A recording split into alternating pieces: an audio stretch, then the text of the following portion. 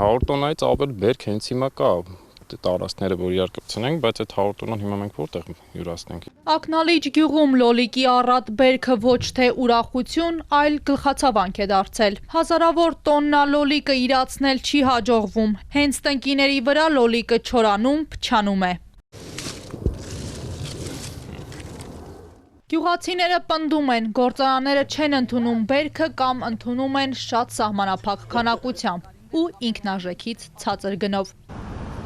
Օրեր առաջ էին ակնալիճի բնակիչները փակել Երևան-Արմավիր ճանապարհն ու պահանջում լուծել բերքի իրացման հարցը։ Լոլիկի մշակությամբ զբաղվող Կարլեն Անդրեասյանի խոսքով ակցիաներից հետո գործարանները 10 դրամով ավելացրել են լոլիկի արժեքը, սակայն դա չի փոխել վիճակը։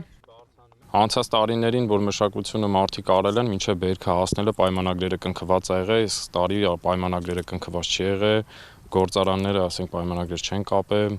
կապելուց էլ մինչև կապելը արդեն այնպես գնային տարբերությունն ա եղել խոսակցությունը, գյուղացին լրիվ հուսախաբվել է։ 30 դրամը դա արդեն ոնց որ դու անիմաստ տեղը տանջվես։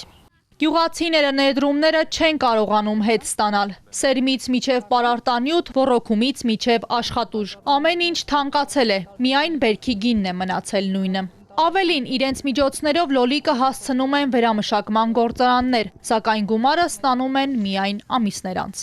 Գյուղացին միշտ տենց աշխատի, ապրանքը տարել է օգոստոս-սեպտեմբեր ամիսներին հանձնել է, սպասել է մինչև դեկտեմբեր ամիսը, որ նոր իր գումարը տան։ Այսինքն գյուղացին պետք է ասենք իր ամբողջ գործունեությունը, որ լոլիկ մշակելու վրա անում է,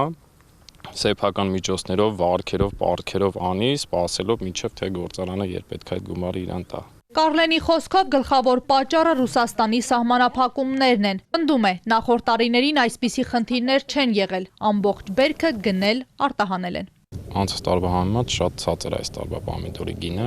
այս պատճառն էլ, որ Ռուսաստան չի արտահանվում։ Այս դաշտում արդեն օրեր շարունակ բերքը սպասում է գնորդին, ինչպես Գոդոյին։ Ամեն անցնող օր գյուղացիների համար նոր կորուստ է։ Արևի տակ մնացած լոլիկը կդիմանա, բայց ընդամենը մի քանի օր։ Եթե ուշադրություն դարձնենք, քոլի վրա կա, ասենք, դեպի փչացման կողմեթացող պոմիդոր։ Այդ ամեն ինչն էլ գալիս է նրանից, որ ճիշտ ժամանակին չեն կարող պոմիդորը յուրացնենք։ Առջևում խաղողի մթերման շրջանն է։ Ակնալիճում խաղողի այգիները նույնպես շատ են։ Մթերողներն են քիչ։ Կարլենի խոսքով, եթե իրավիճակը չփոխվի, նույն խնդիրը սպասվում է խաղողի դեպքում։ Մանուշակ Մելքոնյան, Սիմիկ Մայիլյան, Էպիկենտրոն։